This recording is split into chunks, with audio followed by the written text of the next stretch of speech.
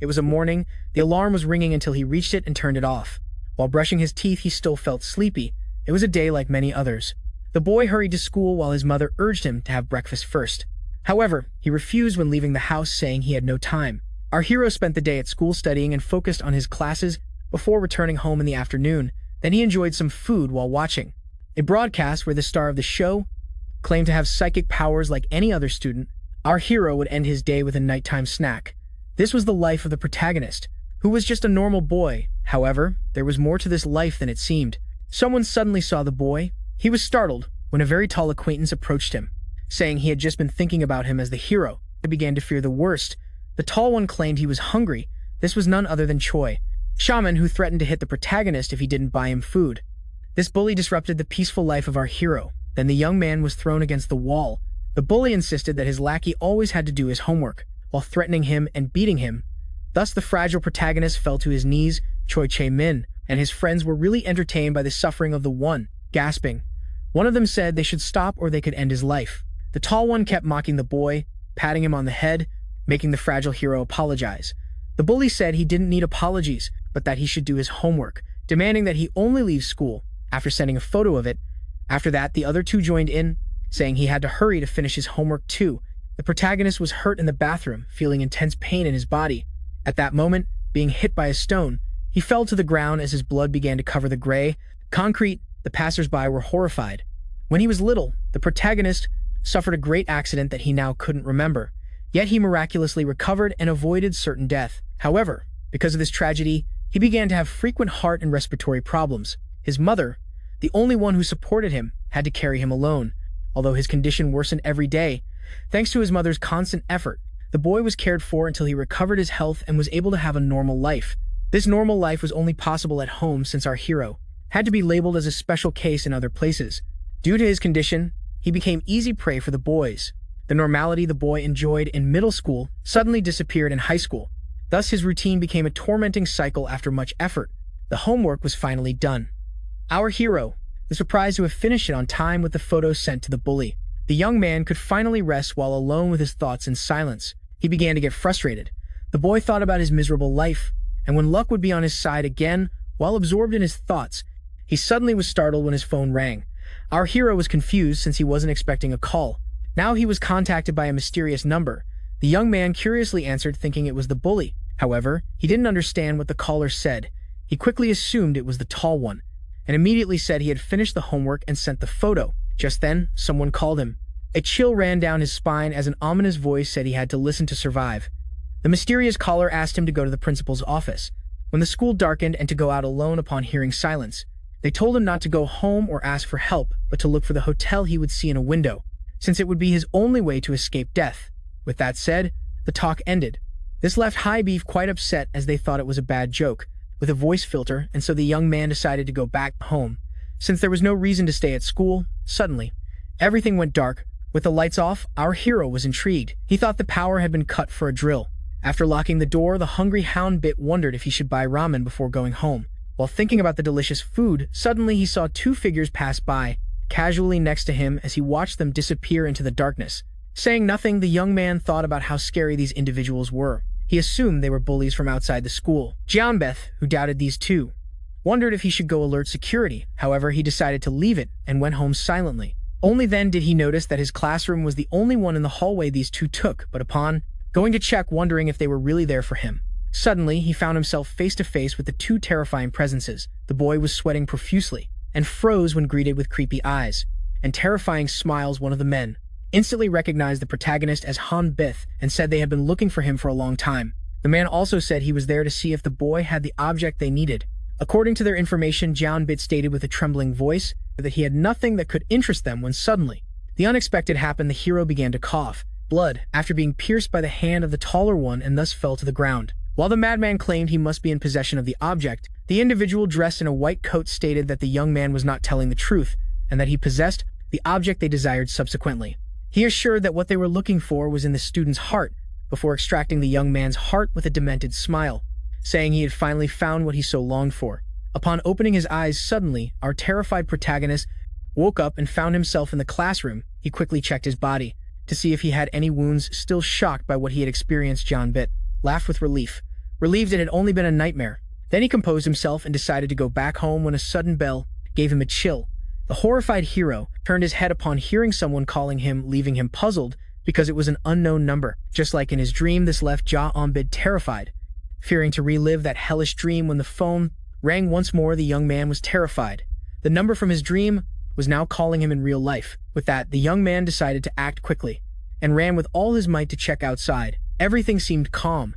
Everything seemed peaceful. Seeing there was no danger, our hero, feeling relieved, collapsed to the ground while laughing at his own superstition. But even so, seeing how reality was approaching the dream, he still had his doubts. Ja-on-bid grabbed the phone and urged the silent caller to respond. He asked repeatedly for an answer, even threatening to hang up.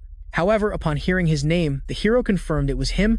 Before he could say anything, the mysterious voice urged him to leave the school and escape. While the two attackers approached, leaving our hero in panic, the voice tried to guide the young man on how to escape. However, some interference made it impossible to understand the message. Ja-on-bid asked the mysterious caller to repeat what he said.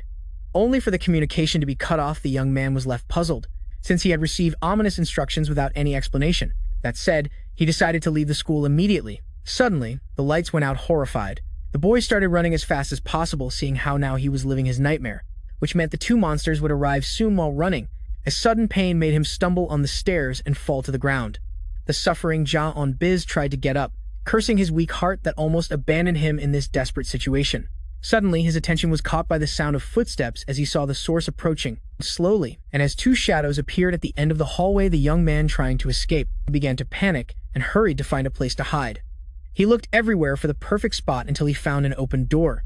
Seeing this, the boy decided to act quickly. Shortly after, two maniacs arrived with wide smiles. The men were looking for the young man. Meanwhile, the protagonist did his best to hold his breath while the killers passed by his hiding place. The high school student was terrified of being discovered. As the two men walked away, the boy waited for the right moment. And just as the killers left the hallway, our hero decided to seize the opportunity and lunged forward with all his strength.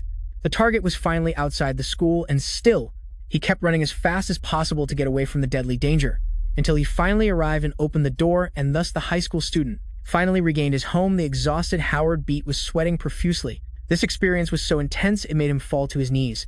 He was amazed to have escaped. Death also surprised that his dream had come true.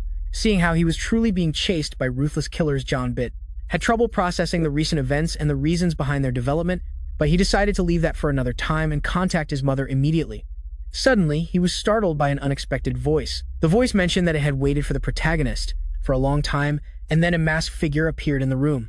The protagonist got scared and decided to confront the stranger. The man introduced himself as an assassin from the Saviors of Light called Parrot, then claimed that the boy was in possession of an object that his organization deeply desired. The young man, horrified, tried to play dumb, but Parrot stated that he knew very well which object he was referring to. The assassin said he was there for the object, in the protagonist's heart, saying it was the weapon. The boy didn't understand what was happening, as the assassin was surprised to see that the storage box was actually a child, showing the unpredictability of a certain group.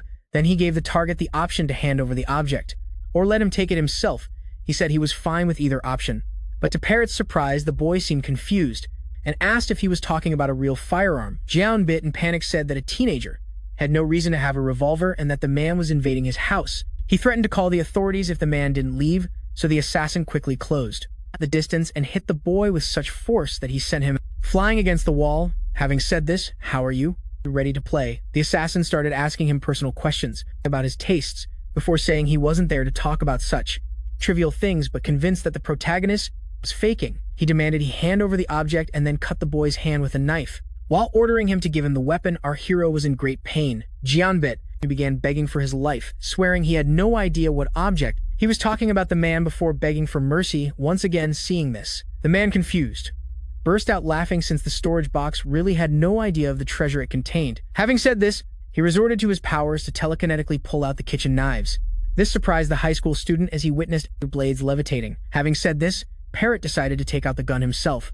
When the knives were about to pierce the young man's flesh, the disconcerted hero began praying for a savior, when suddenly an unexpected intervention occurred, and thus blood spilled in the calm of the darkness. The red began to stain the ground of El Salvador, for which our hero prayed.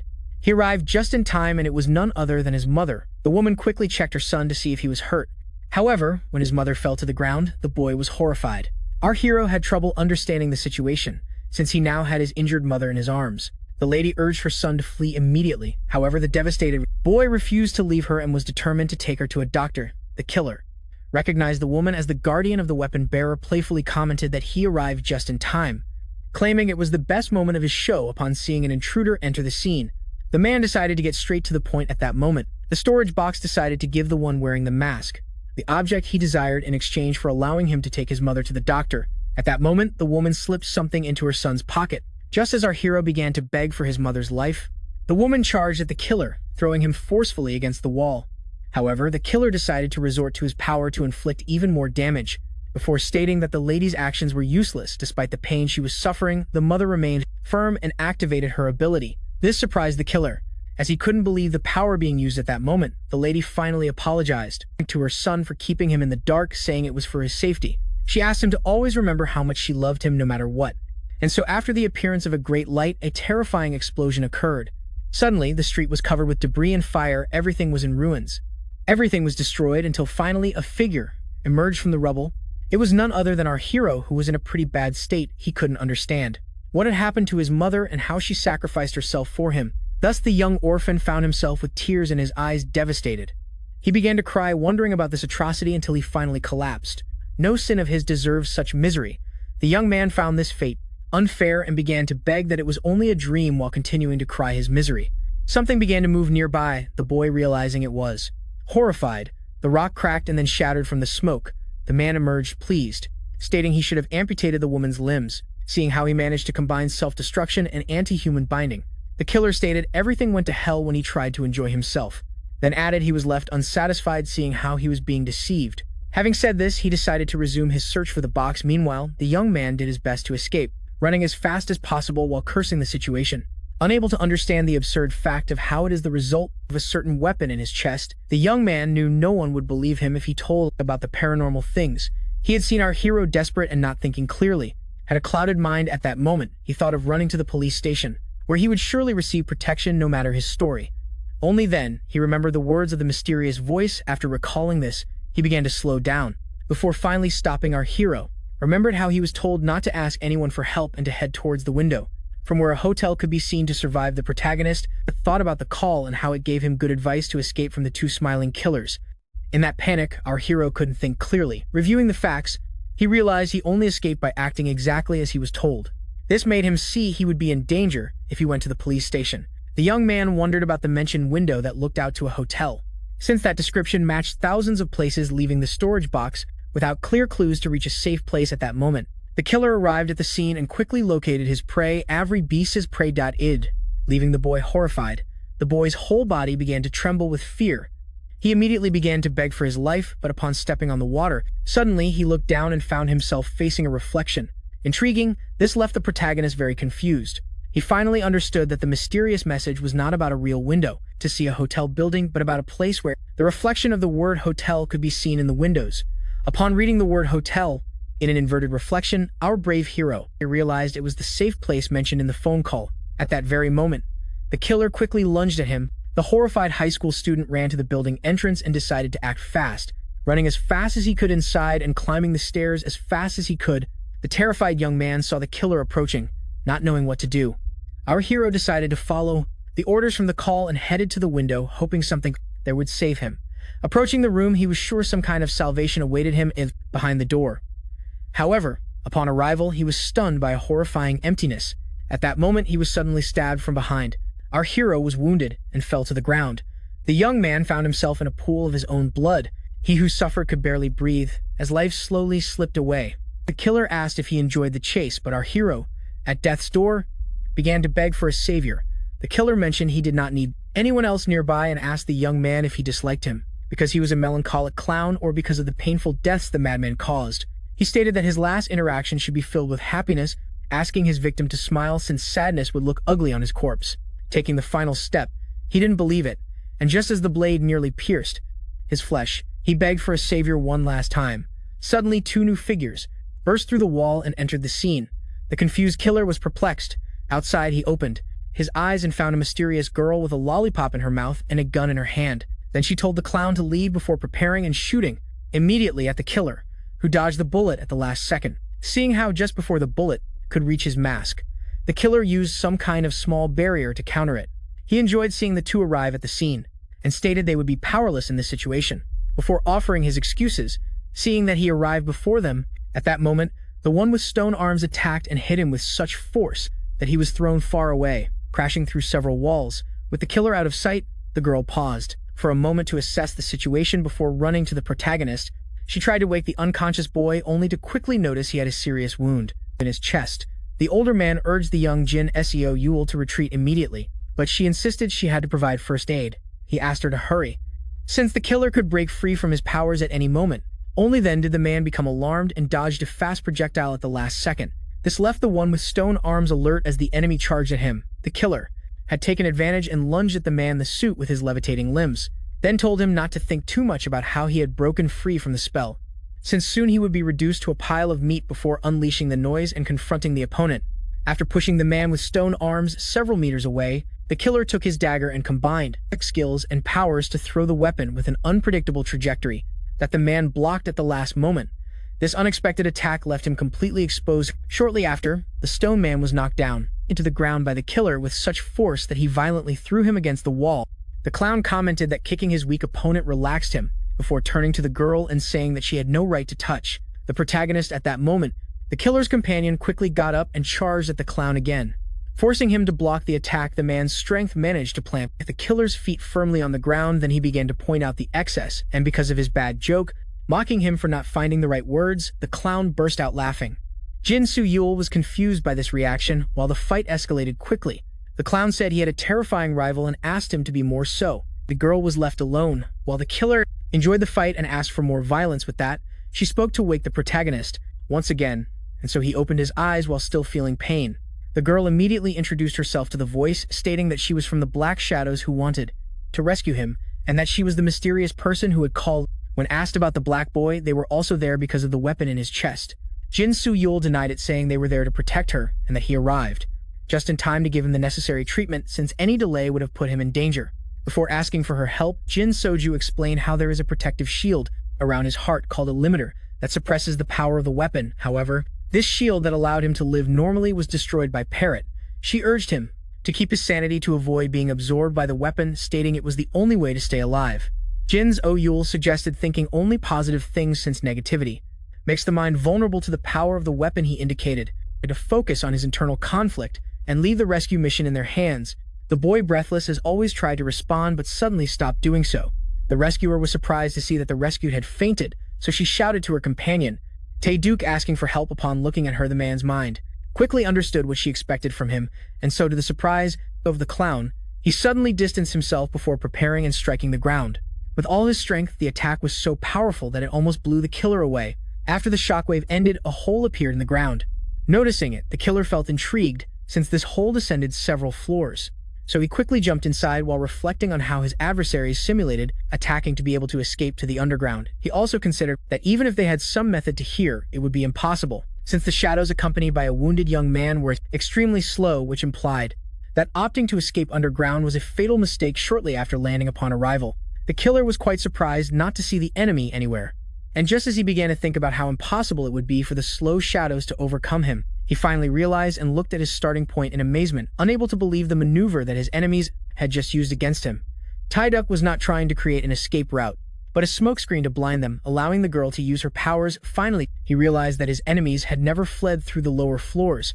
Meanwhile, on the rooftop, Jin Soo Yul, Tae-Duke, and the unconscious protagonist had finally left the building. The man stated that they were already safe, and proposed going to the midpoint to meet Ji-hyun as planned and erase their tracks, seeing that they had plenty of time, only for his companion to correct him and state that they were against the clock. The hero was in critical condition and could succumb to his wounds at any moment. The stone-armed one argued that not acting properly would allow the killer and other enemies to track them, putting them in danger or causing delays, which made the original plan the safest option. Jin Soo Yul reminded him that his mission was to take the student to a safe place, which implied taking the risky plan since his death would be a failure. She asked him to be quiet and hurry up as they headed to the escape point.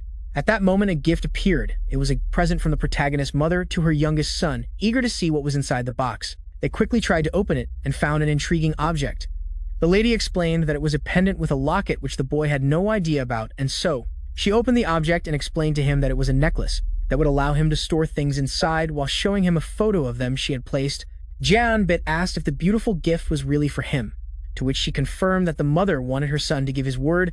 She explained that this gift of hers had special powers, so she asked him to promise not to put the amulet around his neck after receiving it, said. Then the lady asked the boy if she could trust his word in the present. The girl tried to call Jung Yujong and told him they had secured the target. The person on the phone explained to Jin Siu Yul that he was at the midpoint where everything was ready. Upon hearing that they had to go straight to the escape point due to problems, he asked for an explanation. However, the lady said she couldn't waste time talking, so she decided to join them there. Jin Siu Yul told Tai Duke that his colleague's rabbit hole would allow them to escape safely if discovered, so they had to go to the building. GEU within the range of Yu Haiyan's ability, the task of both companions now was to reach the building alive at that moment. The older of the two noticed something was wrong, seeing that they had not encountered any opponents so far. He assumed this must be a trap. It needed to be addressed quickly by his younger companion, who asked him to stop attracting bad luck and praised him for his effort. Threatening to hit him if he caused any trouble at that moment, she quickly noticed something alarming and pushed her companion with her feet, urging him to dodge, so the two dodged a fast projectile at the last moment. Something so powerful it destroyed a small piece of the roof. Upon seeing that the projectile was a bullet covered with lead Tai Duck, he understood that now they faced a sniper. Jin Siu Yul felt very annoyed at his companion, who attracted bad luck while using his detection ability. The lady's ability covered a wide area, allowing her to sense every living soul nearby, until she finally detected the one who reloaded quickly. Surprised to see how both targets dodged his shot, that said, he decided to try again, which did not go. Unnoticed by the lady, who hurried to take her boss to a safe place. At that moment, 4 bullets were fired. Quickly using the sniper's power, none of the shots hit our heroes. While the assassin reloaded, Jin Sol warned her boss they would go to the 4th floor, counting to 3, but he thought that was too much at that moment. The sniper acted, and the girl shouted the magic word, allowing them to jump from the building just in time to escape. A powerful shot that said the 3 began to fall head first toward the glass on the 4th floor, so the 3 heroes entered the next building. The sniper quickly reloaded his rifle and aimed at the enemy, but he was completely baffled. The man was upset because his targets had escaped, so he contacted the doctor, apologized for his failure, and offered several excuses. The sniper informed the 2 men in white about the enemy's location and asked them to confront them. Meanwhile, Tai Duke, annoyed because the enemy appeared while talking about him, wondered if the escape point had been compromised.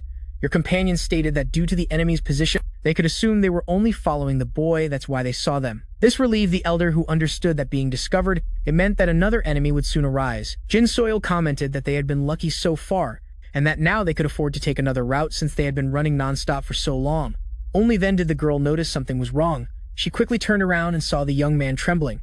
Seeing this, the girl urged the young man to keep his sanity. Only then did she realize that he was not only trembling, but that his eyes had turned completely black before he started crying obsidian tears. Seeing this, Jin Soil noticed they were in big trouble. Then she surprised him by saying that the weapon had begun to consume the protagonist's consciousness, and that if he didn't stop, the consumption would soon cause the boy to explode.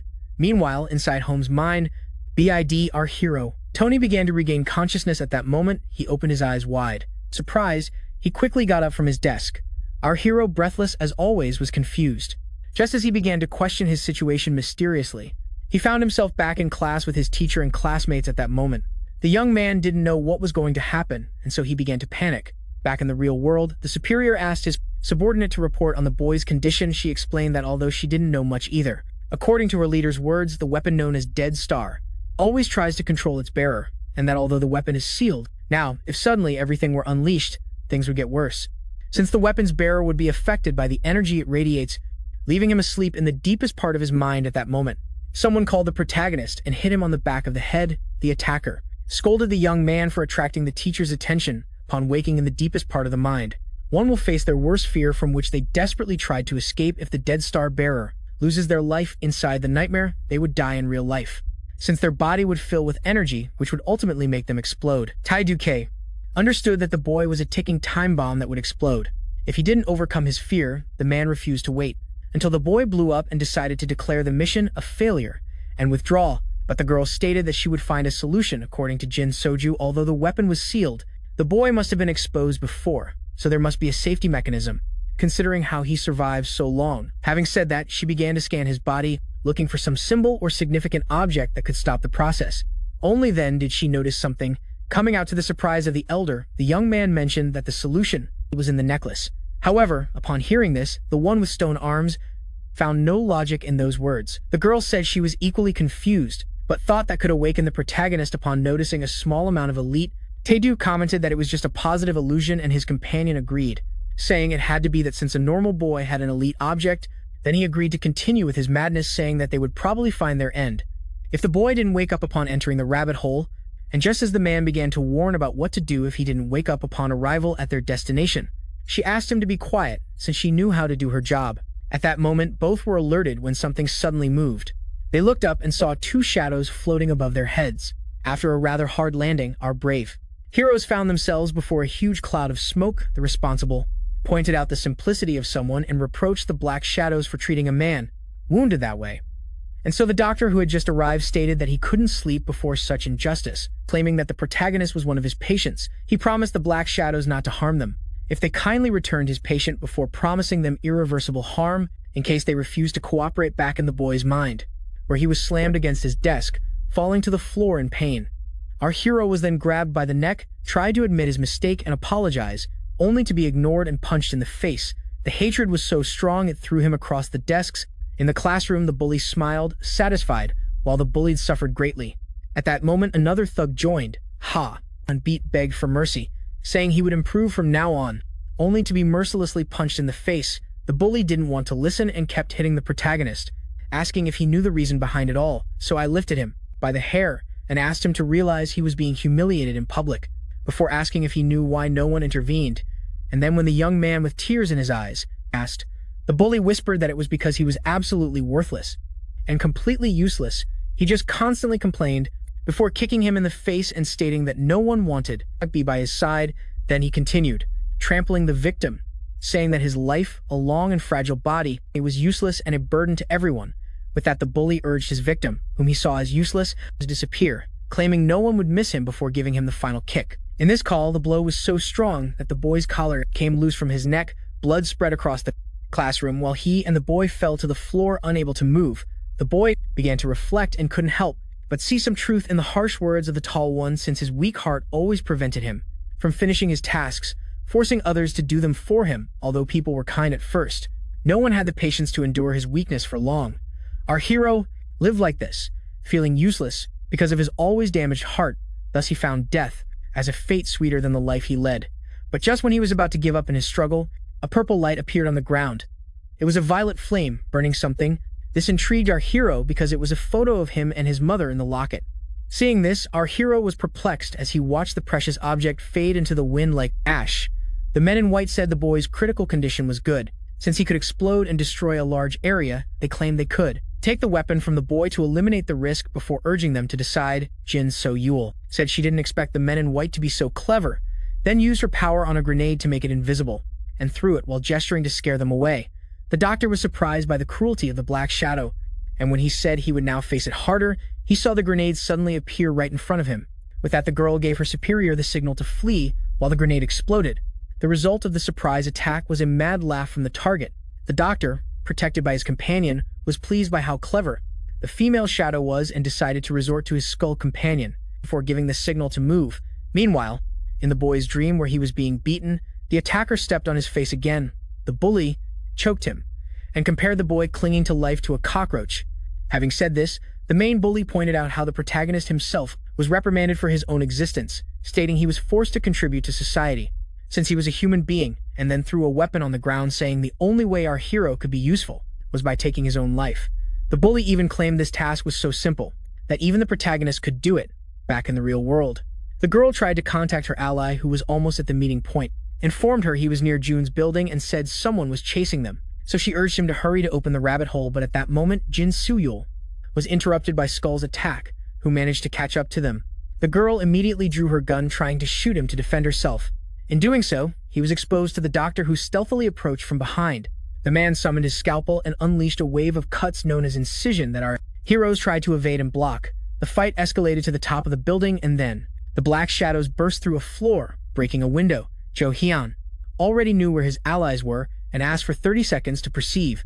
Tae-do complained about this time limit that always gave him the chance to create the important rabbit hole, and while he kept complaining, suddenly he cracked the wall before destroying it, to the horror of our heroes.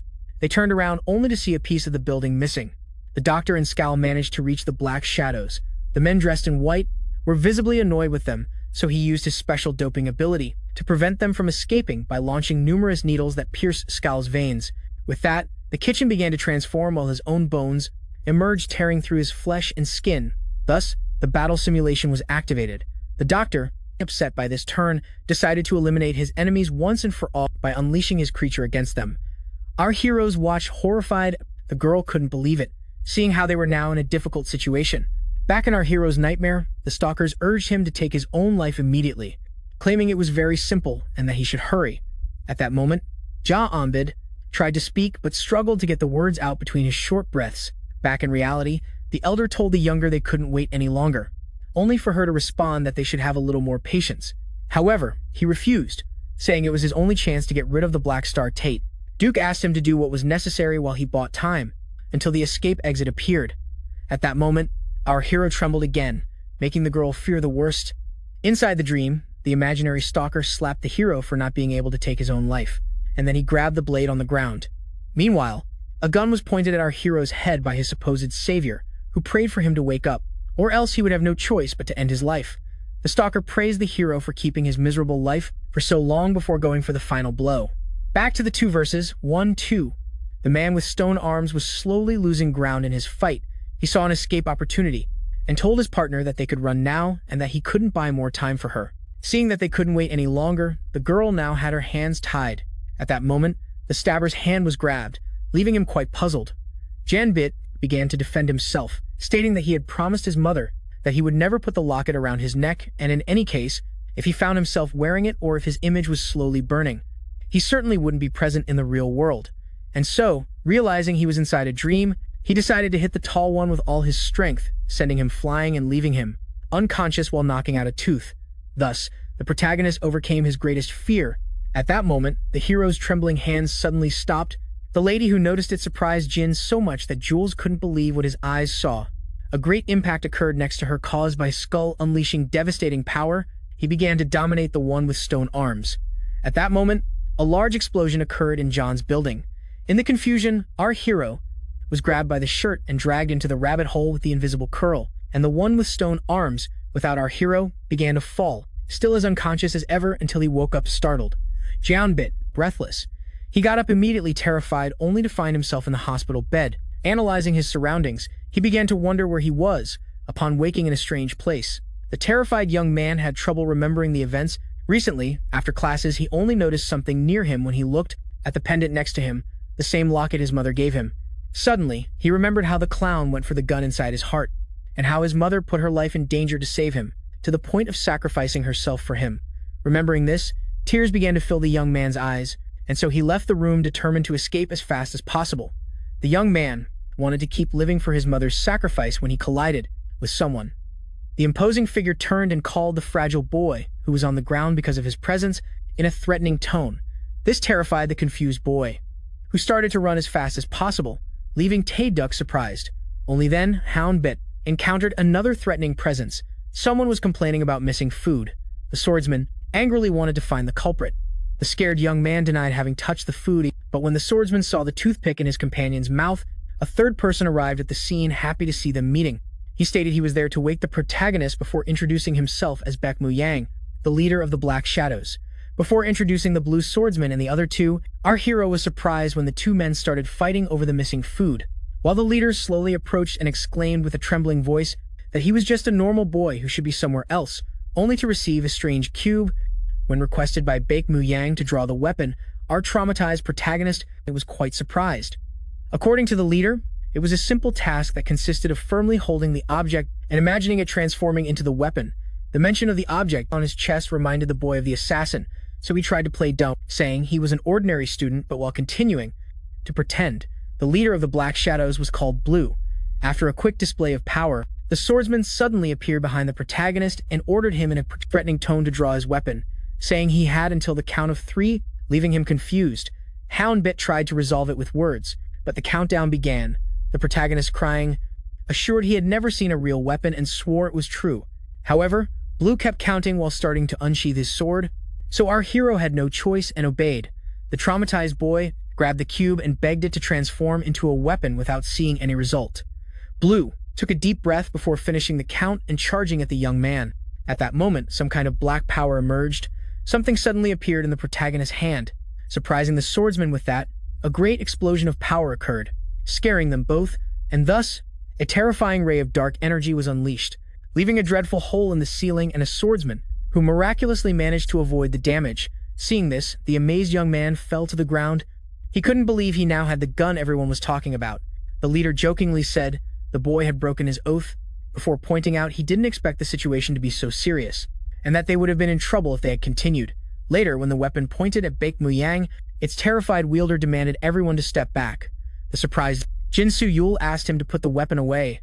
Houndbit broke down crying, swearing he only knew the weapon and was completely ignorant, demanding to know the reason for this torture. Tae-do tried to calm the protagonist by saying the swordsman didn't want to hurt him, but the boy replied he wasn't stupid, seeing how Blue only pointed his sword at him. Seeing the hero beg for his freedom, the leader decided to reveal his terminal condition. This left the young man puzzled while asking for an explanation. According to Baek Mu-yang, our hero's weapon was a parasite that feeds on the host's energy. While this weapon would try to help a strong wielder, he would reject a weak one and consume it to control it. Jeonbit managed to avoid the worst thanks to the power of his pendant, but upon seeing that his abilities were limited if nothing is done in 15 days, the boy who fails to control the weapon will become its pawn and suffer a horrific death. Jeonbit, shocked by the ugly truth, said that everything was light, while waving the gun all around, but shouting that it shouldn't end like this. The leader took the gun and made it disappear, showing how happy he was to see that the boy still had the will to live. The boss stated they would help the protagonist master the weapon, urging him to stay silent to survive. They couldn't enjoy a proper lunch, so he shouldn't leave immediately. A negative emotion caused by the hero's brain. Now living a life he didn't choose, but had to accept, he thought about how powerless he was to change the past. He compared himself to that coffee that couldn't return to the cup after spilling. Later at lunch, he asked his new friends what to do next. While the golem and the swordsman argued about the food, the hero said he should get rid of this allergic parasite. But the girl claimed the weapon was very clean, and that the best thing would be to accept it. The leader said that our protagonist had 3 things to learn. The first and second were mental and physical training. He should also learn about the origin of all energy. The boss even said they should start now, leaving the protagonist quite confused. Shortly after our heroes took a bullet train, our hero spoke with his mother about how an acquaintance helped him with the funeral. Despite the deep sadness, he couldn't cry. Since it would be very dangerous to go to his grave, he thought about how he had narrowly escaped death. According to Jin So-yul, his attackers were a group ironically called Saviors of the Light. They are criminals with mental illnesses who commit various types of atrocities. The Saviors of the Light are a secret organization with an uncertain motive. All their members were labeled as criminals, but each one was unique. This confused the boy. Seeing that the police had not yet intervened, such a cruel organization would surely be news. However, it was the first time our hero had heard of them. Blue explained that the members of the Saviors of the Light were users of Leet. This confused the young man, so the swordsman told him that every object and being had its own energy called Leet, and those with the power to control it were known as Leet users. The term refers to the goddess of oblivion, which fits well since very few people noticed it, and even fewer could learn to control it. Manipulating Leet would allow surpassing human limits and gaining extraordinary abilities, like in fiction. Seeing that all the enemy group members could use this energy, they would use their powers to erase traces and memories, making it impossible for ordinary people to recognize their existence and very difficult for the government to track them. This left our hero confused upon noticing that the clown who handled knives was not unique, which the girl found ironic, since she said it who had a parasite. Shortly after, the leader opened the door, suggesting to end the discussion and enter the room. Entering this apartment confused the young man upon hearing the others talk about going to the base. He only realized when the room suddenly started to change, and so the young man who entered a small room was left perplexed, seeing himself in a completely different place that was the path to the headquarters. This confused him enormously, since it made no sense.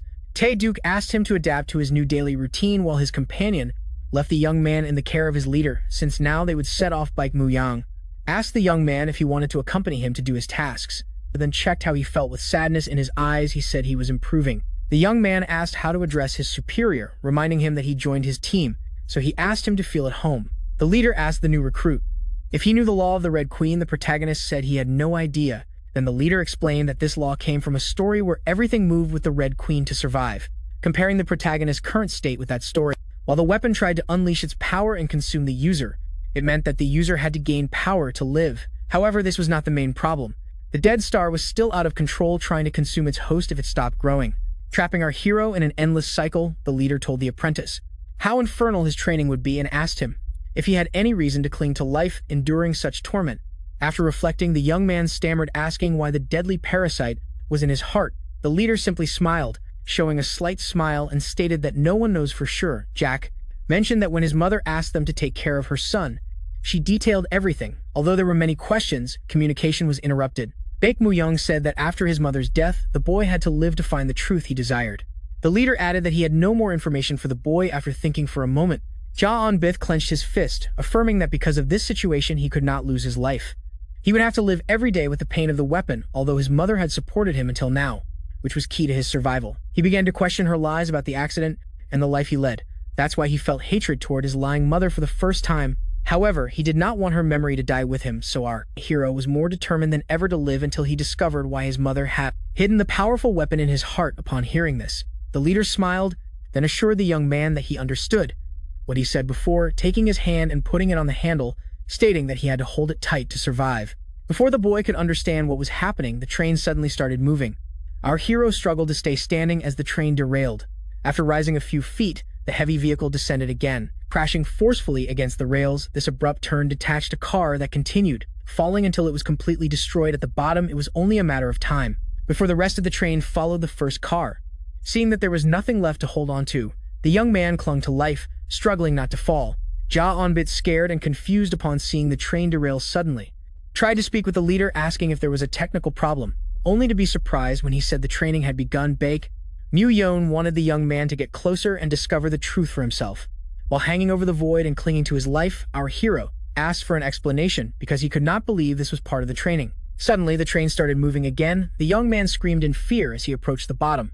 Also, the anointed trainer asked him if he wanted him to restart the train. Ja On-bith stated he could not get up, so he begged for easier training, assuring he would do his best after learning the basics. Baek Mu-young commented that this training should surprise the young man and explained how he should strengthen his body. He said that for the young man to pass the test, he would need help with his balance before throwing the purple energy ball at the protagonist. Hitting him in his core, the weapon bearer felt a strange and painful sensation. Something strong began to flow through his veins, and suddenly, it exploded with power. In the end, the boy was surprised by the blue aura surrounding As in his body.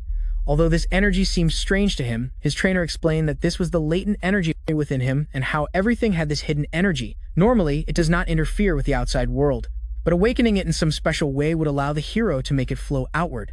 The young man was curious about what would happen next, so the leader explained that he would soon feel tired from not being able to control his energy, but he calmed him by saying it would take time. Baek Mu-young explained to the bearer of the dead star that he was now in a powered-up state that would allow him to double or triple his strength, allowing him to climb. Our hero struggled to process what he was hearing. His coach told him he would understand by trying, so he asked him to reach the next hold, which would allow him to understand the explanation. This puzzled our hero, and upon observing the target and seeing how far it seemed, the young man refused to fulfill the task, stating that he was not capable. He declared that it was already an effort for him to stay hanging for so long. However, the leader told him this was trivial and that he should feel more comfortable while hanging now that he was facing the awakening of his inner energy. Our hero was surprised by those words but found reason in them, since despite the initial difficulties, it was now easy for him to stay hanging after the flow. And so while he began to wonder about his new strength, the leader urged him to hurry. Having said this, the young man decided to use the hold near his foot to give himself support, and thus, after taking a deep breath, he launched himself upward, exerting himself to the maximum to reach the target until he finally managed to grab something. To his surprise, this was not the assigned hold. In fact, the young man had reached a higher target, and so, while the boy began to shout with joy over his achievement, the leader gave a slight smile as his point had been proven. Meanwhile, on another train, someone was restless. The one with stone arms feared that the tough test would discourage the motivated young hero, but when Blue said he fully trusted his leader, Tedek got angry since he only contradicted him for fun. Thus, they started arguing again, leaving the invisible woman irritated. Shin Seo Yule commented that it was for the sake of in beef to complete his advanced training since only half a month remained still. His superior thought it was too cruel for a teenager who had just gone through traumatic events. The girl said this reinforced her point since surviving so much pain would allow him to handle the weapon, saving them a lot of future training. Unlike physical strength, mental toughness key to controlling the dead star required time to grow, and if the hero was poorly trained, he would be consumed by the parasite, massacring many innocents. Meanwhile, the young hero was amazed by the internal energy that constantly rejuvenated his strength. With that, he had faith in his body and was confident in his ability to overcome this test. When suddenly blood began to come out of the protagonist's arm, The frightened young man fell from the train in pain, landing in a safe place that prevented him from falling to the bottom. Annabeth began to tremble from the intense pain upon noticing his arm. Bleeding and sore, he informed the coach about his injury, saying he couldn't move because of the pain, so he asked for a short break to give energy to his arm and heal it, but the leader refused and urged him to continue. He told the hero he had not been magically enhanced. He had only gained a lot of endurance and that such injuries were inevitable on his body without training. The man said the hero had energy to endure the pain and climb fast, and that these events were inevitable. But when the boy said he had twisted his arm before asking for help, his coach yelled at him to stop making excuses. This sudden change surprised our hero Bike. Mo Yang explained that this was not a normal test, but one of survival, which meant enduring harder training to stay alive. The leader explained how he was training him at his mother's request and that he would not stop him if he decided to give up. However, seeing that he still could not control the power of his parasites, he would annihilate the weapon and the host to prevent any future tragedy if he ever chose to give up. While the train hung over the void, the boy begged for mercy, promising to do better. And so here he was again, this fight, and he looked up. With that, our hero prepared himself. But as he did, something began to tear inside his leg, causing him to roll on his back in agony while screaming from the pain in his leg. Bike Mujang asked him to forgive himself and give up, since he wouldn't survive if he didn't pass this test. The young man tried to say he was in a lot of pain, when suddenly something intriguing happened. While the train began to fall again, leaving our hero horrified, the leader told him all this would be used as if he couldn't grow and have a month, and that determination was the only thing the boy had left.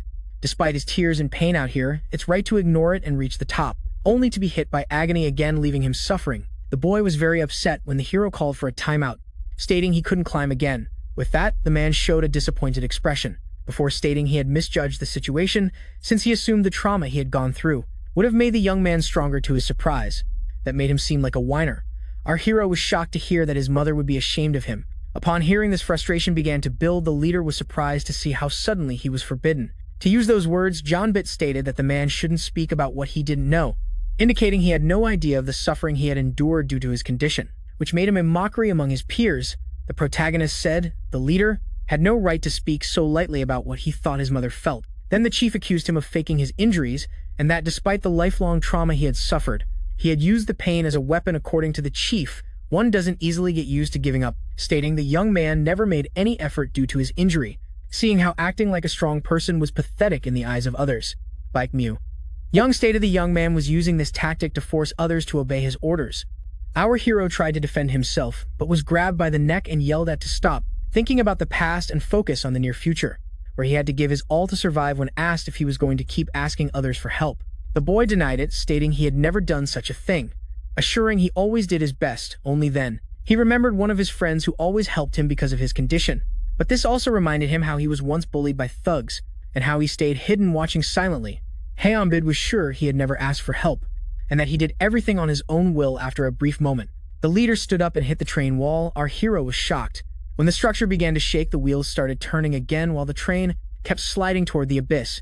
With that said, the leader informed the apprentice the train would fall in 2 minutes, and that he was free to decide. Just as he was about to leave, Bike Mayang asked Haeonbid to stop making excuses for his sinful past. Although it's hard to admit mistakes, you always have to face the truth and accept reality, as if you lived your whole life on the chosen path. Then he asked the young man to show determination and face his weak past self, since it was the only way to improve. By stopping making excuses and correcting his flaws, one becomes someone better who has improved over time. Finally, the leader asked him to decide quickly. With that, the young man fell to his knees while the structure moved again, the train sliding slowly toward the abyss. Upon reaching the top of the train, the leader of the Black Shadows took out his phone and made a quick call about the squad on standby. After hanging up, the man urged the boy to climb quickly. Seeing that time was running out, the train kept sliding. Noticing this, the disappointed coach wanted to report his student's failure by phone. Only then did he quickly notice that a hand was trying to reach the surface, gripping the metal bar despite the unbearable pain running through his body. He did everything possible to climb up. The one suffering admitted that the coach was right about him, and that he had always used his fragile condition as an excuse not to make an effort and to receive support. Fonbeat used to use his illness to get assistance whenever he wanted to avoid a situation, since it was easier than facing it. Now our hero was tired of his life. When the train fell, his determination strengthened. He was overwhelmed by a strong desire to change his miserable life. In the end, the young man did not get out in time. However, the leader felt satisfied with his determination. Due to constant effort, our hero fainted. He began to fall to the bottom with the train. The man who saw this gave a slight smile as he was satisfied.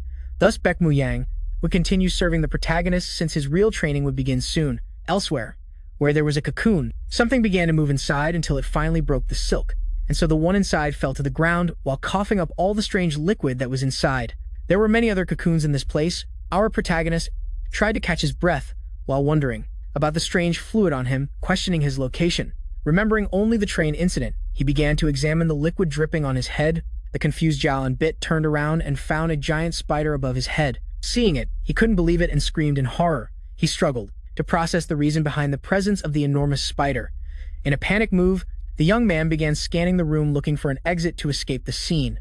Only then did he notice another person standing on the silk above, asking him why he was no longer in his cocoon. It seemed quite strange to him, since spider silk is usually a stable material. While she searched the range, our surprise, Hero asked the girl to identify herself, realizing she hadn't said her name. She introduced herself as Baek Solmi, in charge of the team's recovery, and who healed the protagonist after his encounter with the light saviors. Upon hearing this, our hero was very surprised. Hanbit asked Baek Solmi to move the creature away, fearing being eaten, but she reassured him, assuring that the spider was not dangerous. The spider was introduced as Era, who had experienced sudden growth and whose webs were perfect for recovery. So she assured the protagonist that this place was safe and perfect for healing. Baek Solmi then informed the protagonist that he should not leave in a from, since they would spend a few days here, before pointing out how adorable Era was. This left him quite annoyed as he began to reflect on her words. At that moment, the young man noticed something strange, and asked for an explanation about why they would stay here for a short time. This made Baek Solmi realize that no one had informed the protagonist about the plan, and while she explained it, he was bewildered. Shortly after, while dragging stones, someone urged Ja Eambita to hurry, saying he was too slow. The new coach was unhappy with the young man's pace, dragging a large stone block until he finally fell to the ground. Our hero, covered in sweat, claimed he had reached his limits and would not be able to pass this test. However, Tae Duck assured him that the fact he could still talk meant he could do more of this non-lethal training before demanding that he get up and keep pushing until finally collapsing for the sake of gaining strength. And with that, the coach informed the apprentice that to rest, he would have to move forward with all his strength before kicking him aside. Thus, the protagonist's hellish training continued. Sometime later, he woke up with drops of water. Yaambis. He stood up quickly while someone explained to him that normal humans could not use their internal energy due to their blocked letter channel, which meant that the internal energy circuit would be blocked if the flow of Lita Blue stopped. He said that a normal person could only use their internal energy by breaking the blockage in their system. The swordsman then confused the training by asking if he felt his internal energy before our hero could process what was happening. Blue quickly moved and gave him a strong blow to the forehead, throwing him several meters back. Then Blue asked the struck one if he managed to feel the internal energy shown. The crybaby, who asked why he was being hit, was bombarded with a drink aimed at his stomach by the swordsman, who then prepared before delivering the final blow that sent our hero flying towards the trees with such speed that he pierced through them, before crashing into the largest one deeper in the forest. Blue tried to make certain points sensitive to internal energy, more receptive to Leet. The young man claimed he could no longer endure it, and although he understood the man's reasons, he asked for another training method. Blue stated that he understood the young man's pain very well, claiming it was a struggle everyone had to face, and that he could take his time since they only needed to attack the same point over and over again to make the internal energy burst.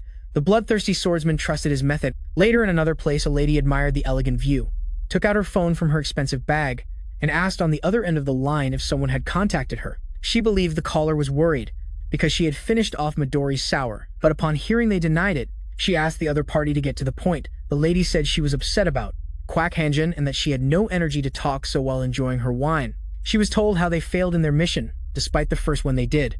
Upon being informed about the next step, she was astonished because it included an expensive item. The angry lady claimed her servants were useless and skillless. She was determined to judge the interlocutor for their failure, and after hanging up, the woman called her servant, demanding him to locate a specific person abroad.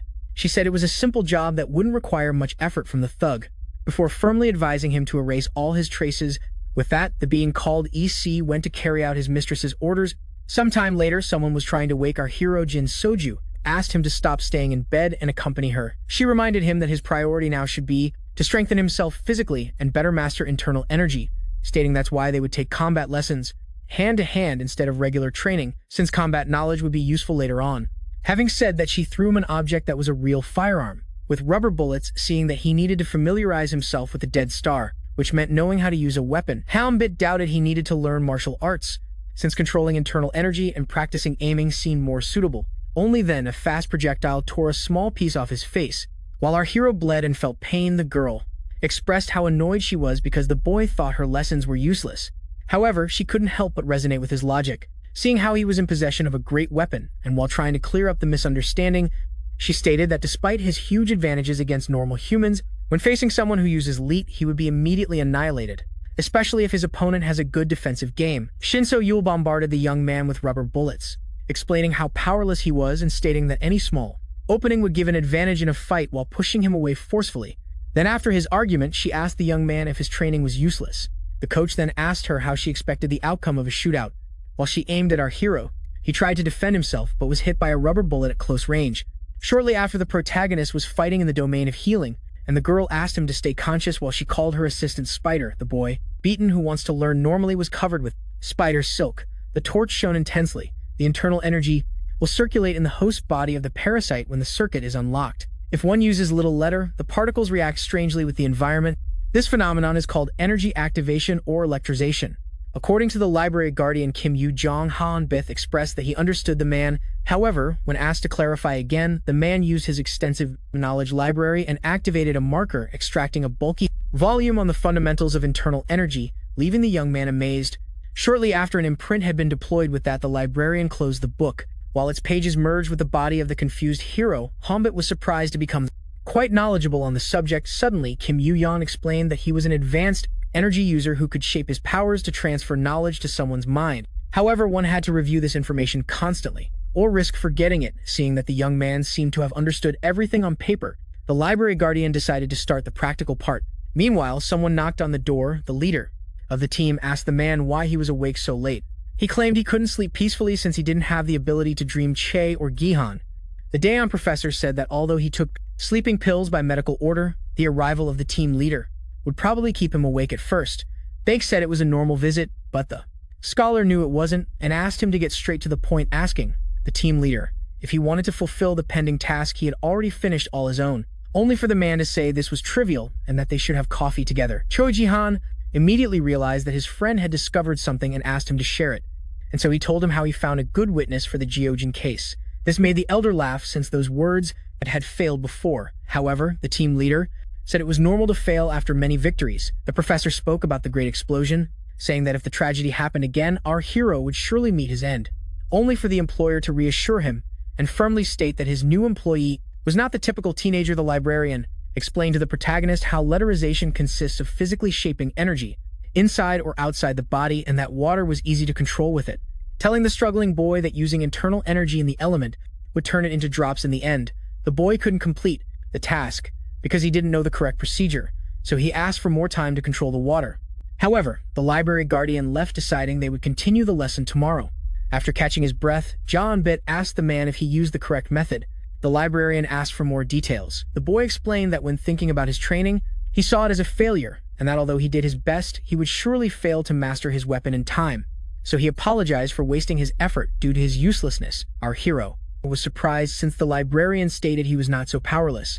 Kim explained that the young man, despite failing, had the shortest recovery time seen, and was slowly improving, although everyone doubted him at first. Still afterwards, the boy kept doubting, since he couldn't control the internal energy. This led the librarian to compare letter training to a dark labyrinth. Like the rest of the team, the boy had to explore this neural labyrinth alone and stumble upon dead ends before achieving success. The man's words were deeply engraved in the protagonist, as he stated that failing the test was trivial if one tried again to learn, so he asked him not to push himself too hard to the limit to grow, because in the end the state of helplessness that chained him would certainly break and let him run free sometime later. Elsewhere, our hero was jogging, then began to think about evolution while moving, and quickly, which was something difficult to achieve since he was easily defeated by Blue. Despite the hard training he underwent, he struggled to improve. Seeing how the second beyond the man tried to reach a new level, he would be affected by a great failure that would send him back to the start. Yet, those matters became trivial for the protagonist. On Beat was determined to be stronger. He knew that lack of certainty would lead to his end without reaching a new level. So the young man was more determined than ever not to show hesitation to finally reach a new level and be stronger. Jaumbeth knew very well that it didn't matter if he was destined to fail many times, as he still had some sealed strength inside him.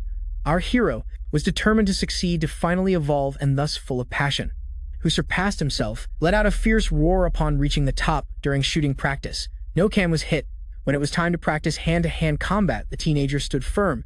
The training became more hellish, but the protagonist kept progressing and adapting to difficulties only for his trainers to devise even crazier concepts for him to improve over time. The protagonist's hands became firmer, allowing him to finally hit his target successfully. And so when the can fell to the ground, the young man turned to his instructor, who praised him with a gesture, leaving him quite happy. Some time later in the cave, the librarian told the boy to empty his thoughts and focus on his surroundings to better control the energy, then asked him to try to control it and perceive it spinning while slowly circling his body. But seeing how the protagonist followed his instructions perfectly, the library guardian smiled and congratulated him for passing his training. Sometime later, the swordsman had the young man on his knees and stated that he was only wasting his time if he didn't change his tactics. So he reminded him that he should try to perceive the card with his whole body, not just with his vision. The man told the boy, while hitting him with the sword once again, that he would never stop the circulation of his energy. At this rate, having said that, the weapon bearer began to bleed. The exhausted young man then fell to his knees, while desperately trying to catch his breath. Seeing this, the instructor decided to end today's lesson, demanding that his student go heal. But as he walked away, his attention was suddenly caught by our hero, who stood up and asked for one more test.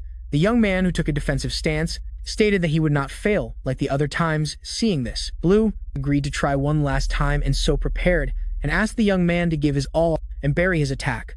Our hero, confident in his ability to succeed, decided not to rely on his eyes, which allowed him to perceive the flow of energy heading towards him. The incoming card felt like a gentle wind. Our hero noticed that this energy was from the swordsman attacking him, and after quickly reading the flow, predicted when he would be hit and tried to block it, only to be thrown through the air, with his blood flowing. Still, the one who sent our hero flying smiled and praised him for passing his training. Having said that, the unconscious Helmet then fell from a spider bike. Salmi, amazed to see him standing so soon, she suggested he rest more, but he said it was not necessary, and that he was already healthy enough to go out for a run, while he assured the young woman, who anxiously turned around, pointing out how much he had improved. However, when the muscular young man explained that he didn't feel any improvement, suddenly he was hit with a backpack by the person who threw the backpack, accusing him of flirting with his superior after improving, but the boy and the girl denied it. While they tried to explain to the girl that he didn't care, she asked them to gather their things and wait in front of the headquarters, which intrigued our hero. Since his training was still incomplete, to his surprise, it was revealed that they were heading to the Himalayas. Jin Soo-yul said the boy had spent enough time inside the hideout and needed to get some fresh air. Sometime later, at the foot of the Himalayas, the place was quite lively.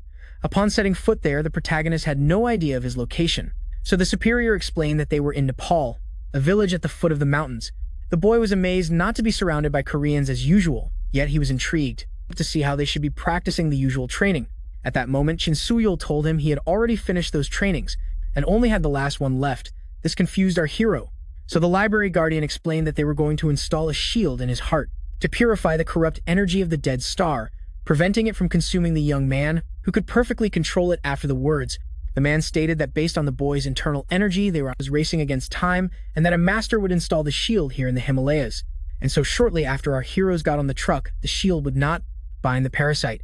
It would only delay its effects to a distant future. Even after Zhao on beat could still use his internal energy, which could allow him to overcome the dead star while it is sealed. That is why the leader of the Dark Shadows went to look for the master and asked his men to gather in a specific villa to receive updates. After knocking on the door for a while, the protagonist opened it and reported that the villa was empty, making the others think they had arrived early and should wait downstairs. When the librarian mentioned how cold it was in the villa, his colleague lit the fireplace, then checked how the protagonist was doing with his energy control.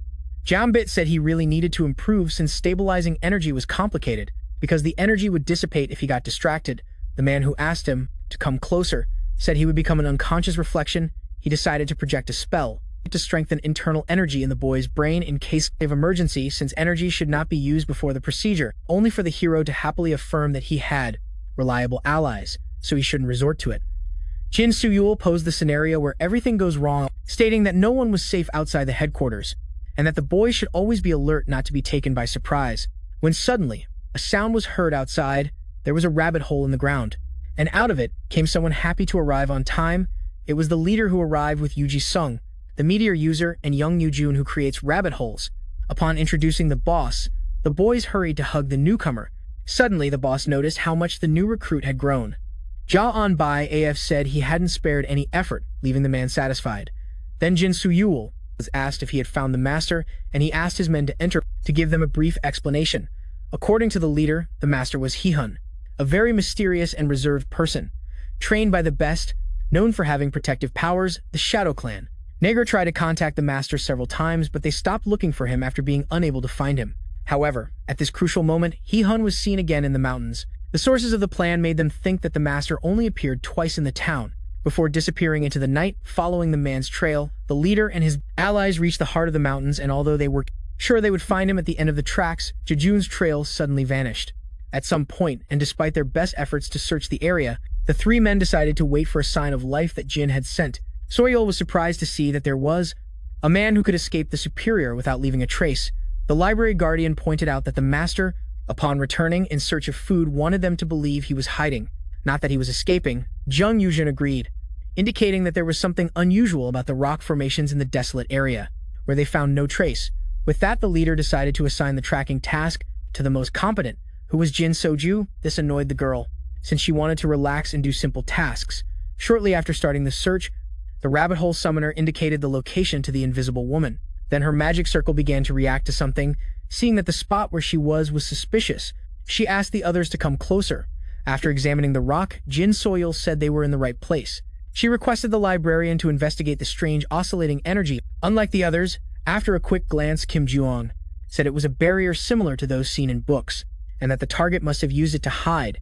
When asked if he could reach it, the librarian said it was difficult, but they could enter, making a small hole that someone would have to hold open. Then Chung Yujin was assigned to keep the barrier open, which annoyed him a bit while he tried to refuse it, but the man ignored him and tried to open it.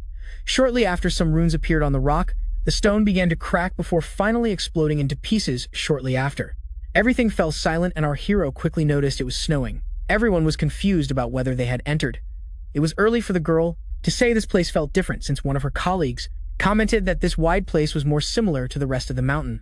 Only then did he notice something strange in front of him. Our heroes found themselves facing a giant cave. Seeing this, the leader corrected his smile, realizing he had expected to see a proper house.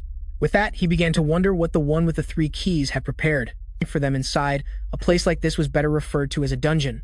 This made the girl question the man's humanity. Seeing how he had created something so immense, the leader indicated that this place was very spacious for one person. The hero understood why the man got so much food. With that, the chief asked his men to form up as they entered an unwelcoming domain. He asked them to be quiet as he divided their positions. The library guardian then told the hero to return to the base camp if he got lost, since it was safer than trying to reunite with the team. And just when Hanbit stated he understood the plan, something began to move from under the snow. Thus, a huge stone arm suddenly rose from the ground. A colossal creature proceeded to make its entrance. Everyone was amazed as they now faced a giant golem. This particularly confused Jin and Jules, but upon closely observing the monster, he felt alert and urged everyone to retreat. Just before attacking, the protagonist narrowly avoided a crushing death. His left hand was blown off as the monster was ridiculously fast, despite its enormous size. Shortly after, our hero was attacked once again by a devastating blow. However, the golem, he was not so surprised, since the librarian managed to catch the scared boy at the last second. After placing his hand on the ground, the meteor user activated his power once ready. He threw his meteor forcefully, piercing the golem's skull from side to side. With a quick snap of his fingers, the internal energy user detonated his projectile, proudly proclaiming that size meant nothing compared to skill. Shortly after, the young man noticed he had spoken very fast, yet our heroes continued dodging devastating blows. Following the surprising movement of the headless monster and its rapid regeneration, the girl used her power to precisely locate the golem's core just as she alerted the leader of its exact location. The monster launched a devastating blow that Jin So-yul barely managed to escape.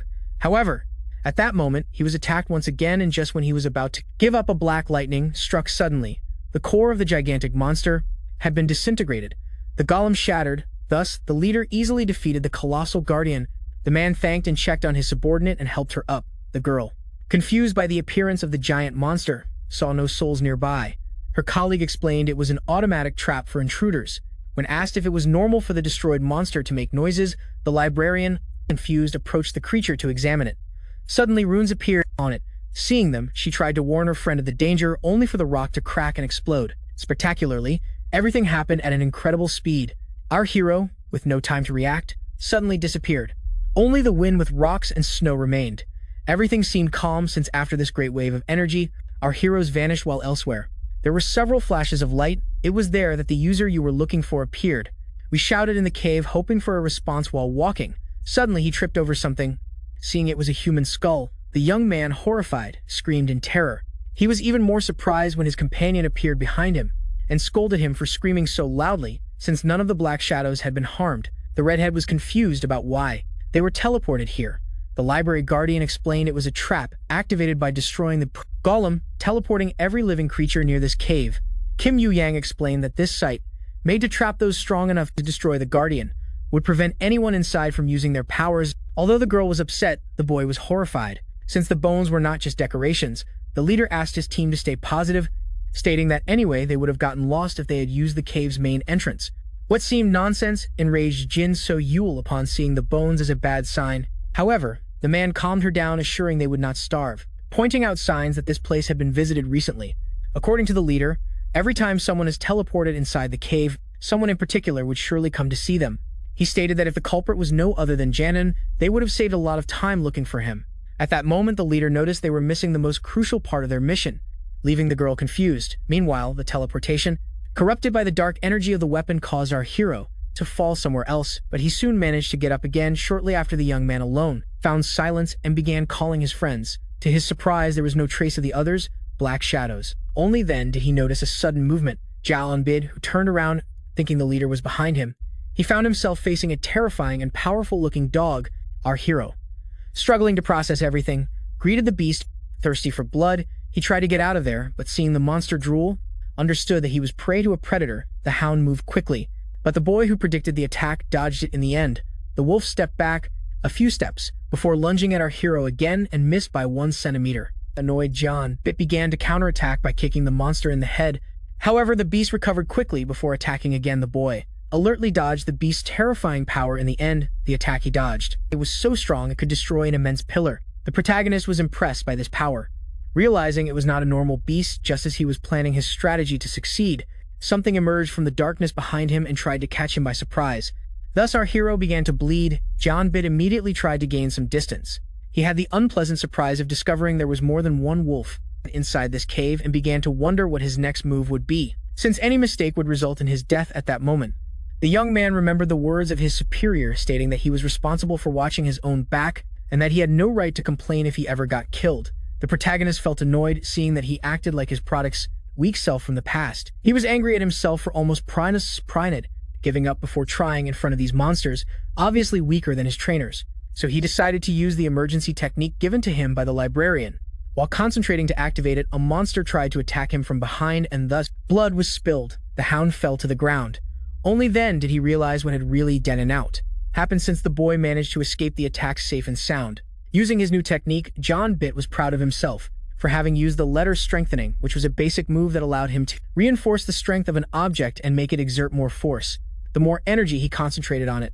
Seeing that the technique worked successfully, our brave hero, who was attacked by a fierce wolf, realized he had the ability to control beasts while hitting with 1.1 impressive power, knocking it down with a single powerful blow. John Bit struggled to catch his breath, then panicked seeing his card dissipate into the environment, which urged him to contain it. One of the beasts took advantage of the distraction to charge at the protagonist and knock him down. The monster was not finished, as it launched a powerful attack again, only to be blocked by the young man, who kept his jaws shut in the end. The hero praised the monster for its strength and stated that if it kept acting so violently, he would have no choice but to humiliate it while throwing it through the air. The animal was terrified by the savage. The card user grabbed it by the head and apologized. Before hitting it mercilessly, the young man showed extreme ferocity, determined to survive after making sure the monster could not move. The protagonist sat down. He was particularly happy, seeing how he had managed to take down such a huge dog. With that, he decided to follow the instructions he had been given and retreat to the rabbit hole. Suddenly, a chill ran down his spine, feeling that something was approaching. The 3 new opponents who appeared surrounded the teenager. This made him laugh, incredulous, seeing that he was still not safe, while many acquaintances began to emerge from the shadows, and yet he was not afraid. In fact, the young man was quite happy with the opportunity to take down more wolves. Meanwhile, elsewhere in the cave, the young man's allies were searching for him, only to realize he was not with them in the care cell. The library guardian noticed that the boy might have ended up somewhere else, because his parasite got tangled when teleporting. Then the girl became alert and urged her leader to act. But the man assured her that Hanon would not want to help them, since they would be intruders who had damaged his cave. Jin So-yul insisted that the protagonist's safety mattered more than the property damage, but the leader reminded him that they couldn't lose the shield. He stated that although the task was difficult, they had to complete it and gather what was acquired or risk ruining the entire operation. According to the chief, his new recruit should be able to defend himself and then also try to fulfill his part of the work. Suddenly, someone approached the cave. That person was very angry and hurried. The man, frustrated because his location was discovered, kicked the bars in anger, while urging his prisoners to step back as they would fall on them.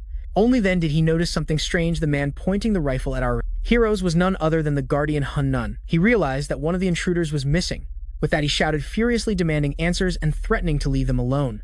Trapped in the cell, the leader immediately recognized the guardian as the one they had been looking for. Seeing that the one on guard seemed to be freezing, he offered his coat to keep him warm. Suddenly, holes appeared in the fabric, and the man who shot the coat urged the prisoners to reveal where their ally was. Meanwhile, he began to lament his expensive coat. The man explained to the master how they got separated from the protagonist during teleportation. Upon hearing this, Geno angrily claimed the man was lying since he had counted 5 people appearing in the cell, which of them intrigued. Jin Suyul explained to the one holding the weapon that they came to ask for his help. They had no reason to hide the truth, and even proposed using a lie detector. The librarian told Hanan that his friend was the host of the Dead Star and they couldn't contain it, so they needed his help. However, when asking for help, the man laughed out loud, said that a certain group was crazy and very stubborn. The meteorite user tried to assure that they did not belong to that group, but they didn't believe him. Hanan assured his prisoners that letting one escape would be useless. Since this dangerous cave was under his control, he said that the Muchi wolves were fierce and that a fatal fate awaited his comrade who was doing his best to move among the monsters. Finally, one of them managed to drag the protagonist. Our hero, overwhelmed, suddenly grabbed the monster's fang, pulled it out, and stabbed it to survive. Hanan repeated the violent actions several times as he wanted to escape this place alive, covered in blood. He tried to catch his breath, seeing the brutal massacres. The beast slowly backed away. This pleased John Bit. Needing an urgent break, John Bit wondered how deep he was in the cave. He thought the deepest part was the coldest, indicating he was getting closer. After a few steps, amazement was reflected on his face. Seeing an incredible view, Howard Beat hurried to check it out. He wondered if the lake he was standing on had frozen recently, thinking he was in the center of the cave. This left him very pleased, since choosing the right path would allow him to find an exit.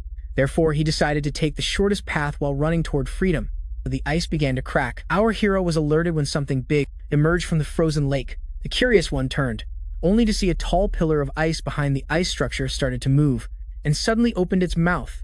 Thus, the colossal ice monster emerged with a fierce roar. Our hero found himself in a complicated situation, about to face a giant. The one who fought the stone golem felt annoyed to face his frozen version. The monster suddenly disappeared. Our hero dodged the surprise attack just in time. John Bit immediately realized that his opponent was not like the one he faced at the cave entrance. Seeing that he was being easily outmatched, he decided to escape through a small cave where the giant monster could not enter. Then the creature raised his arm and launched an ice spike attack at his opponent. The boy, who couldn't escape the ice, tried to block it before falling to the ground. Beat began to tremble as somehow he had escaped death by impalement. This level of power greatly amazed our hero. The ice golem then launched another attack, and shortly after, our hero found himself coughing blood and screaming in pain after being crushed by the ice giant. The captured had no choice but to acknowledge the monster's superior power. It lifted him with a cold hand that began to dissipate his consciousness. At that moment, our hero thought about closing his eyes peacefully upon seeing how he was going to meet his end in such a low place. Haon Bit. He shouted to the Dead Star inside him, asking for help, because he was determined to survive, to finally discover the truth and take revenge on the saviors of the light. With that said, the young man began to beg the parasite for help, as he wanted to hold the weapon in his hand, just like in their first encounter. But at that moment, the monster unleashed its final attack, and so after a brief silence, the monster, who thought he was victorious, noticed something curious when a flame black began to slowly burn his ice arm shortly after the dark sphere had formed. Thus, the powerful monster was destroyed by a powerful ray of darkness. With that, the ice golem was reduced to inert fragments that began to rain down on the ground.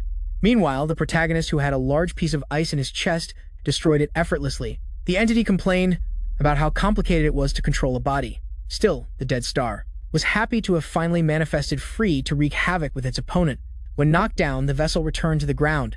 He took a deep breath and felt all the dark energy of the heart. This pleased greatly the one controlling. However, while thinking about some matters, the ice began to move again. It started to gather so the monster could regain form with the dark energy. Who noticed this remained impassive and fired a few bullets that shattered the golem into pieces. He began to wonder if there was a way to neutralize the golem, who surely lacked cunning. Only then was he alerted as he jumped to evade the ice spikes emerging from the ground. This greatly surprised the host, and so he kept evading the rising pillars and using them as support to jump higher. The iceberg kept rising from the ground at great speed, allowing the monster to summon his hell of ice. The protagonist found it interesting. At that moment, he saw a tower rising from the ground. The golem cast revived and let out a fierce roar. The controller was alerted as he was about to make a new move. Thus, a snowstorm broke out, unleashing a wind so strong it began to carve a path through the thick ice spikes, using our hero as the tip of his spear. Still, the protagonist did not suffer much damage, but was covered by a thick layer of ice. Seeing how the monster tried to freeze his veins, the weapon bearer decided to counterattack, melting the ice on him with black flame. The golem still had tricks when it unsettled our hero, forming two large balls of ice in its hands. Upon reaching the necessary size, the spheres disintegrated into flying fragments. Unleashing the attack called Ice Spikes, the protagonist managed to survive the attack, but was very annoyed while beginning to think of a way to defeat the golem. With that, he began to recall the past actions of the boss that allowed him to defeat the stone golem. Upon realizing he should have destroyed the giant's core, the weapon bearer prepared and struck the ice star with all his strength, destroying half of it in a single blow. However, the parasite was not finished, as it kept bombarding it with strong attacks until nothing was left in its path. With that, he began to wonder about a path that would allow him to leave the cave. Only then he noticed that the ice was moving again.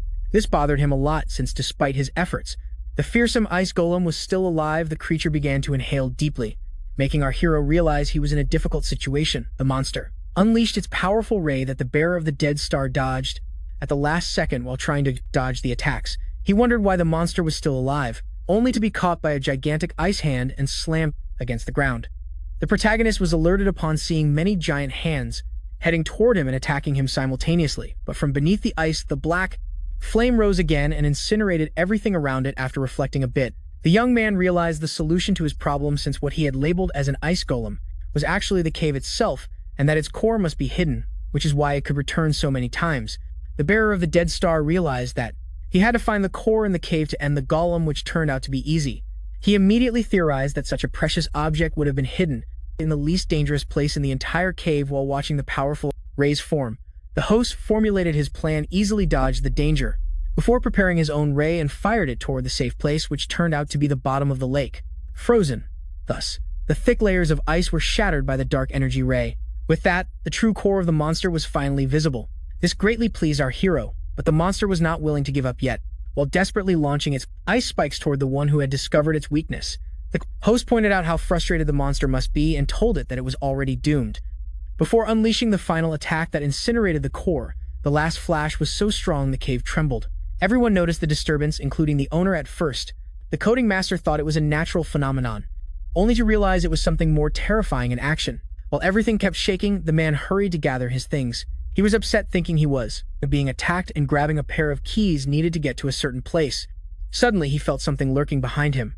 Thus, the master found himself face to face with a strange blob that left him quite confused and surprised. That said, he began to back away slowly, silently reaching for his rifle, before shooting at the object with a quick movement. Seeing his bullets pass through the matter, the man was horrified. Shortly after, he was thrown from side to side, desperate. He tried to reach his weapon, but the thing broke it in half. Suddenly, the mass developed many mouths and teeth, wanting to finish off the man just as the master was calling for help, believing it was his end. A knife appeared out of nowhere, cutting the creature in two. That said, his mask fell to the ground. The rescuer finally understood what the coding master meant back then. It turned out this creature was teleported to the cell with his team. The leader of the Dark Shadows also noticed that talking about their lost ally was not in their favor.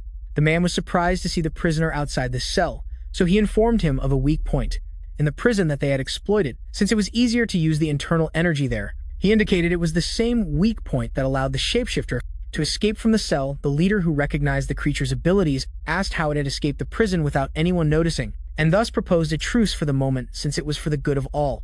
However, the blob's response was a powerful attack in the form of dark creatures. This left the leader irritated, yet he expected it. With that, he quickly began to make his way through the creatures, knocking down the dark matter extensions one by one. While showing his knife skills, he noticed something intriguing. His opponent had created mouths full of teeth that he quickly launched at him. That said, the man adjusted his grip on the knife and prepared before unleashing a storm of cuts that kept him unharmed. The thing began to form hounds from its black matter and all attacked the stronghold from all directions. The chief, with quick reflexes, managed to eliminate them one by one.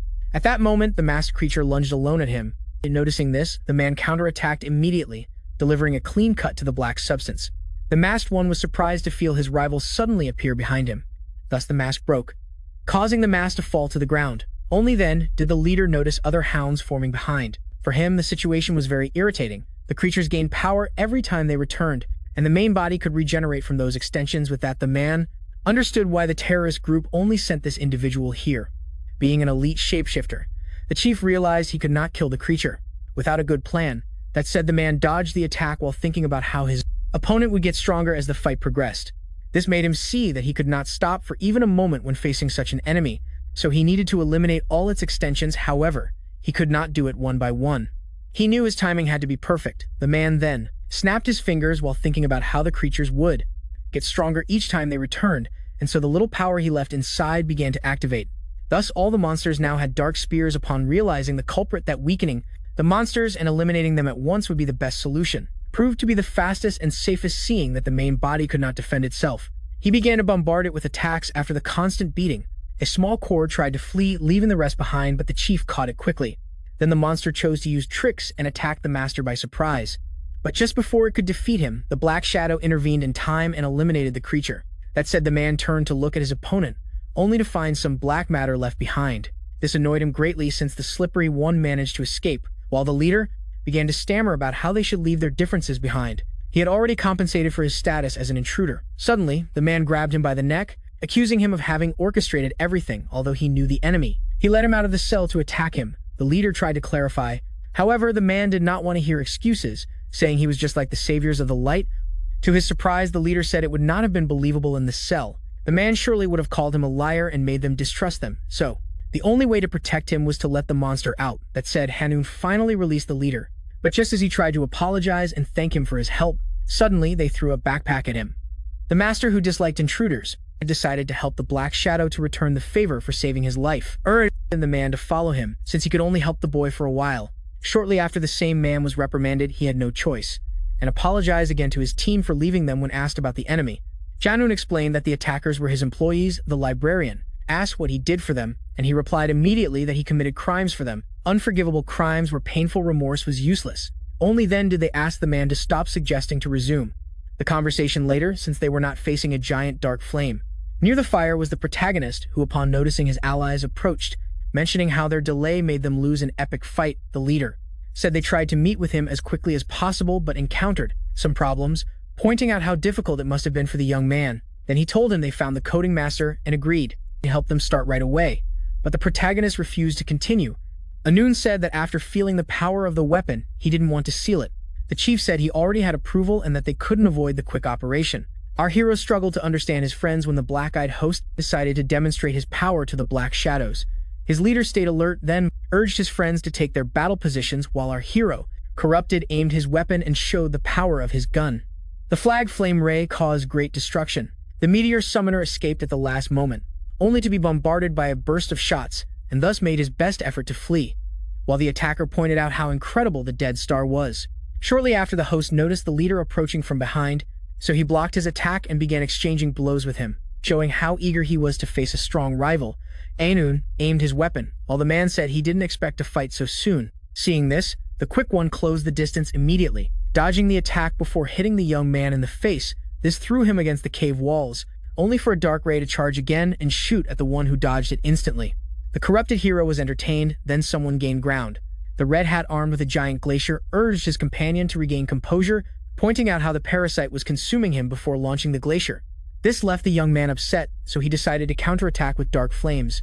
His friend was quick and protected himself by summoning a wall of ice, but to the surprise of the internal energy user, his defenses were not strong enough. So the corrupted hero closed the distance, breaking the wall, leaving his ally with no way to defend himself. That said, the parasite decided to go for the final blow. Just as he was about to pull the trigger, his position was swapped with the leader's, who used shadow swap. Shortly after, the young man found himself surrounded by pages of books. Shortly after, the corrupted one was sealed in a paper cocoon. This was none other than the library guardian, who managed to see his out-of-control ally inside his attis. It's best to hold on to your angry man because he was about to die. When asked about the strength of the seal, the elder stated it was made for him, which means it only lasts half an hour. Jin Soo-yul urged the coding master to hurry, leaving him irritated. Han-un showed his precise craftsmanship. While advancing with the operation, the man reflected on the boy's bad luck, as he was one of the few with such abilities, only to notice something intriguing.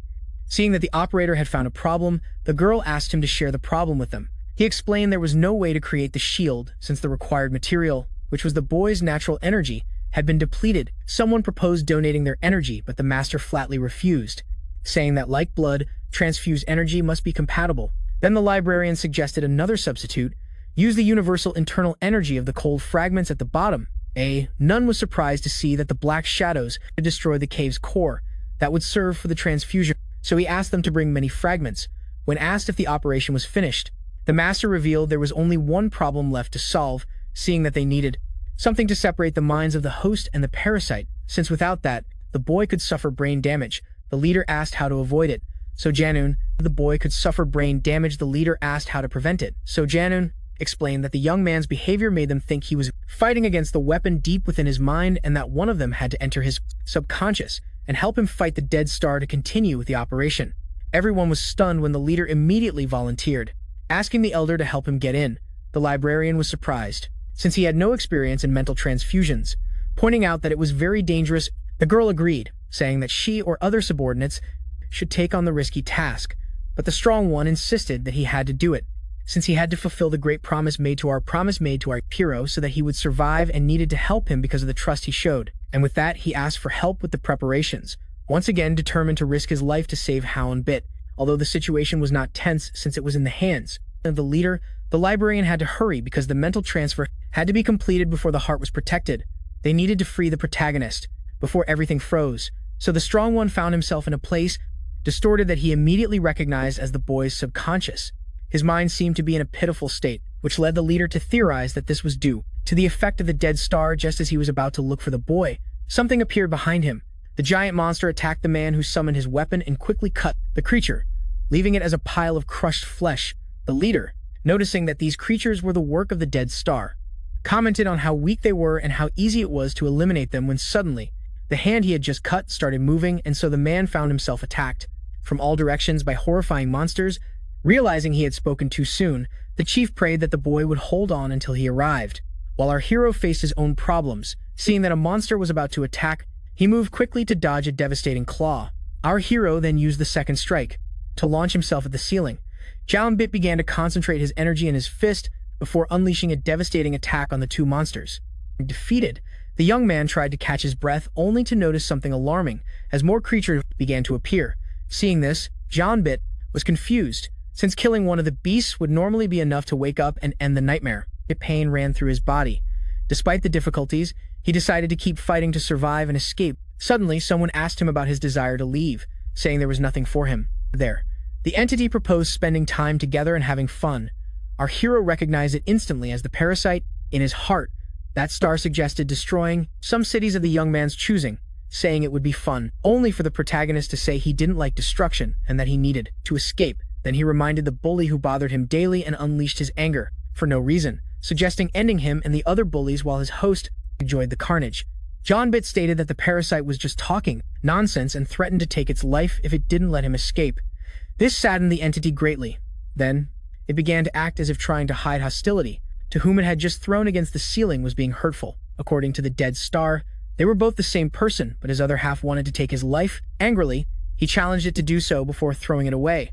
The boy clung to something, avoiding a fatal fall, but due to exhaustion and wounds, it was hard for him to stay up.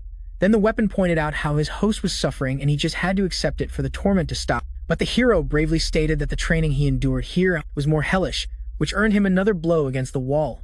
The dead star asked him to stop being irritating and acting arrogantly, since he was nothing more than a nobody in the outside world.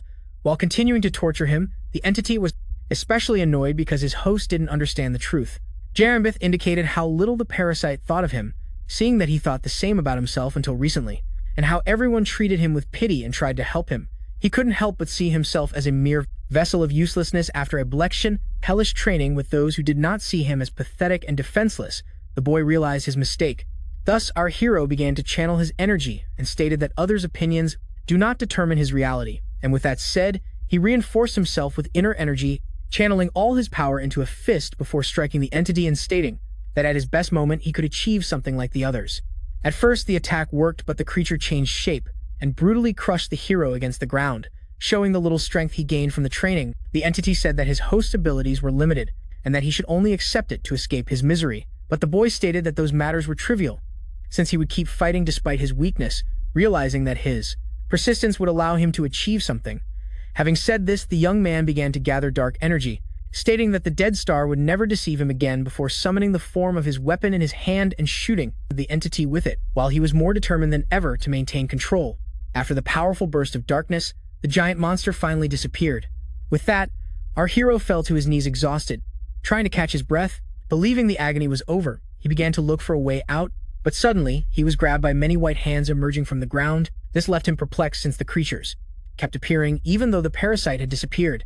All Hyunbit had to do was get rid of the monsters and run toward freedom while clinging to hope and fighting for his life. He activated his shadow technique and unleashed the dimensional slash, cutting the creatures into pieces and making them disappear. Having said this, our hero finally fell, but before touching the ground, someone grabbed his hand. The leader, who caught his young companion at the last moment, apologized for not arriving sooner. Seeing the man in front of him, the confused boy searched for words to apologize, only to be hugged and praised for holding on so long. Hyunbit tried to apologize again while the ice surrounded them. The chief commented on how hard it must have been for the young man, told him how proud he was of him for continuing to fight. Despite the enormous difficulties, the man asked the boy to close his eyes and let him take care of the rest, with tears filling his eyes. The chief assured him that upon waking all his worries would have disappeared.